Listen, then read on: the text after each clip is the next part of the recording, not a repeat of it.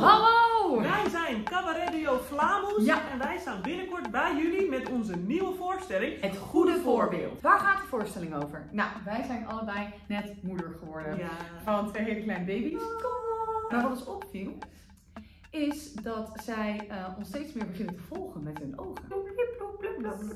En toen dachten wij, wacht eens even, kinderen kopiëren. Ja, zij denken dat dit normaal is wat zij zien. Mama is altijd bang, dit is normaal. Dit is normaal. Mama helpt zoveel, dit is normaal. Mama zegt de buurvrouw nooit gedag, dit is normaal. Mama eet al haar angsten voor een 3e wereldoorlog weg. Dat is trouwens best normaal. Ja, dat vind ik ook normaal. Mama troost zichzelf met ChatGPT. Dat is normaal. Mama is weer niet naar een protest gegaan terwijl er genoeg reden voor is en ze kon gewoon. En nou, Kees bij ons de vraag van, joh, hoe willen wij er eigenlijk uitzien?